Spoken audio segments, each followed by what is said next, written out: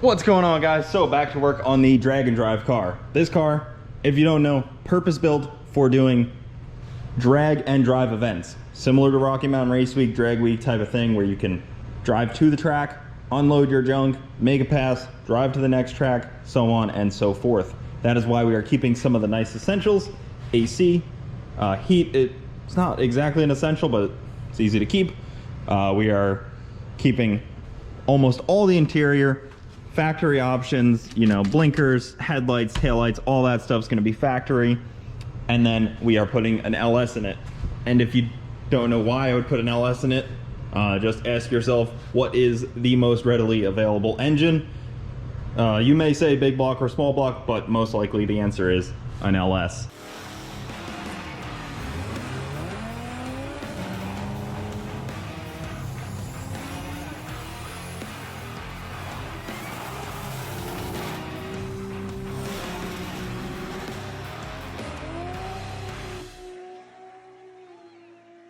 I am just out here doing one of my favorite things.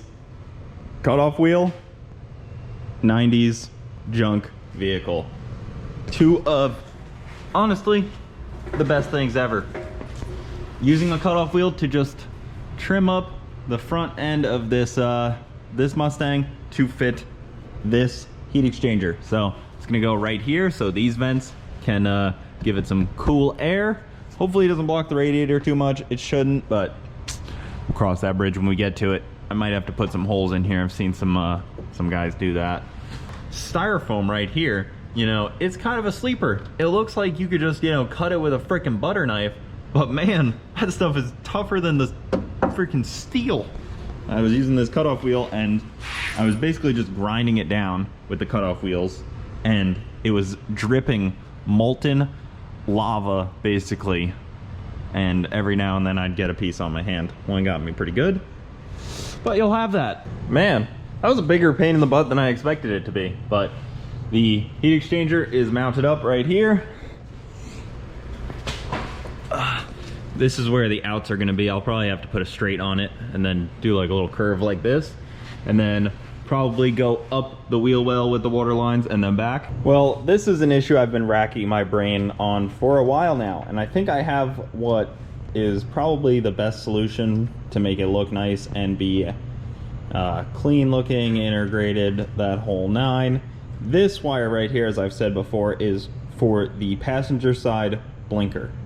It is the only other chassis wire for the controls that doesn't run through this main harness. It went through this way because the plug that it needs is on like that corner right there. So I am gonna try to run a new wire through this loom into the engine bay, over the trans tunnel, and then to there, instead of just running one single wire through there, because to me that seems ridiculous and I hate the idea of that. So I'm gonna try to run it through here, rewrap it. It'll look a lot nicer once it's rewrapped anyways, and then carry on with my life. That is a freaking kind of just a pain in the butt for one wire, but I'll be happy I did it in the long run. Well, I was able to clean up the wiring a lot by just doing that. There's very few wires going now. There used to be those wires, which were those big thick wires that are just not necessary.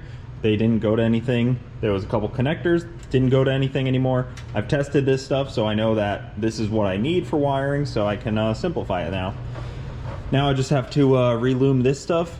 This green wire I found, this green and red wire I found, goes into the car, so maybe I can apprehend this and splice it into this, and I can be on my way.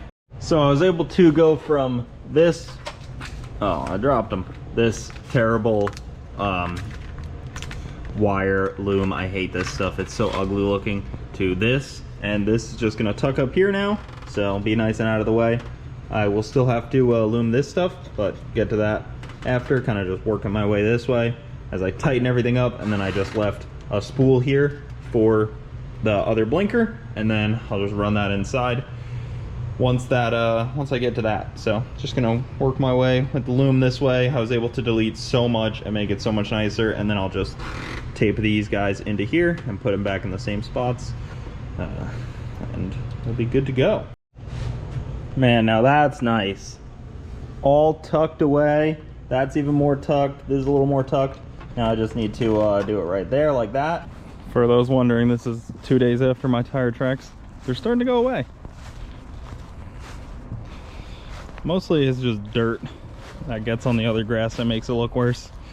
But I have to burn these plants because I have a wedding coming up in this backyard, so I need to burn this. This barrel needs to be burned. It's got some stuff in there, and then that needs to be burned so I can clean this up. Bronte's gonna kill me when she sees a big burnt spot right there, but I gotta do it. I don't think YouTube likes fire, but YouTube doesn't really like much.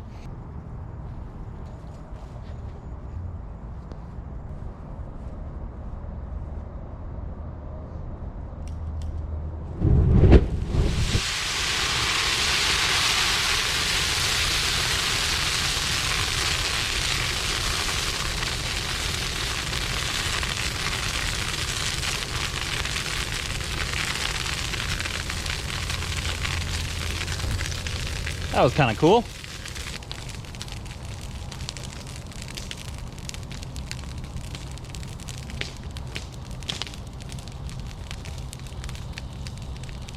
Some of this stuff was green and it's not burning great, but had to be done. I had to at least burn a little bit of it, and then the green will die a little faster thanks to the fire and smoke. My fire went out pretty quick out there because it's so wet, but hopefully maybe the next week or so it'll be dry. Sitting here listening to some bang shift, some live feed from Rocky Mountain Race Week as I work on my soon to hopefully be Rocky Mountain Race Week car. That's the goal. Drag and drive. Just finished splicing in this wire. This white one is new. I put the joint right there and then I taped on both sides of it so it has less of a chance of being able to pull out. Just a good practice to do, especially if you're already using tape to kind of bundle the wires. And then it runs in on a pre-existing wire, so it helps a lot. Makes it nice and easy. I don't have to fiddle with getting through the firewall or anything. I'll have plenty of wires coming through. I just didn't want the body harness to be one of them. I wanted the body harness to be completely separate from engine harness. I wanted basically two separate ones. All right, a little bit of bench testing here. Don't mind the live feed going on in the back, but I am running the main harness through because I figured might as well. I could put the engine in and everything with the harness out, kind of flipped over the side here anyways, putting the main power, and I'm gonna test, find my key on, all that nonsense. And then when the time comes, I can just plug all this stuff in and we can drive the car. That's how simple it is, you know? You just plug stuff in and suddenly you're driving a car. No, I'm just kidding. But under here, you can see it goes in through the, not even like the interior firewall, which is cool because you don't really have to worry about it as much. It's like this through and then in. So that's nice. This is keyed on power. This red wire right here is the wire I forgot on the 240, which had me chasing my tail for like a month. That was cool. One of these is the fuel pump, and then one of these is the I don't remember what the third one is. I know power, fuel pump.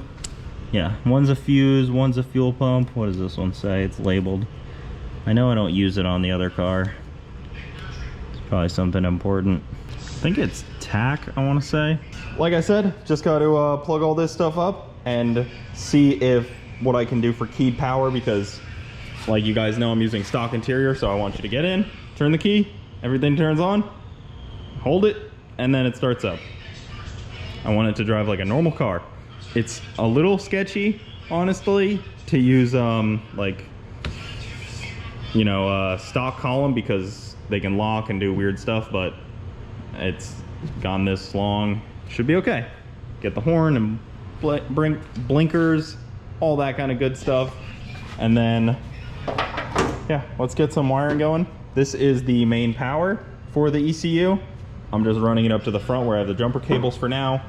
I'm gonna try to get everything basically to turn on, get the screen to turn on. All right, I'm gonna do some jumping around. Well, I made some really good headway just now. So connected up everything so I can do kind of like a dry run, I guess, before I put it all in.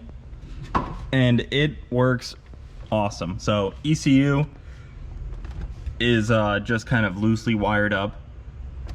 The main harness is where it's going to be, but this this power harness is going to run down into the back because the battery is going to be in the back, and you have to run Holley ECUs directly to battery power. They are very specific about that. If you call up a Holley tech and you ask them about your ECU issue, that's usually the first question. So now this is how it's going to work. You're going to get into your car, you turn your key, the ECU turns on, the power turns on right here. This thing is freaking obnoxious. I don't know. That thing, I'm going to rip it out. And this beeping is pretty irritating. All of it, pretty irritating, but look at that. So that should all work. Now I just have to make it look nice.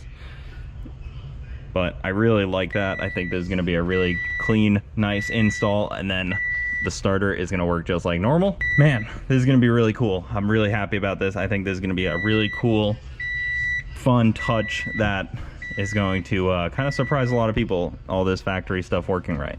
I like how I spent all day yesterday cleaning up wiring, and this is how the interior of the car looks. That's an accomplishing feeling right there. Much impressive. So I haven't found the power I need to tap in yet for key on, because the issue I was running into last night was when you turn key on like this, you know, you put your key in. I don't know if you guys know how to start a car. You key on, and that powers up everything. That works fine to power up the ECU, but then when you go to crank, the ECU was losing power. So basically you're cranking without the ECU. And it's not like it's just flashing, it's turning off. So I have to find a good key on power source that's constant even during cranking, which is kind of a little tricky because you got to play around with the power probe and see what, you know, which power you want to grab, and it's just a little tricky, but I'll find one. If this car runs into any problems on race week, I will almost guarantee you that it'll be something to do with with factory wiring integration into the aftermarket wiring. It's just tricky, hard to make it nice, hard to make it clean without pulling the dash out and like really going all out. But this is why working on a street car, like a street car, is not as convenient as working on like a race car like that, where, you know, there's only necessity wiring and the dashboard comes out with, you know, minimal effort.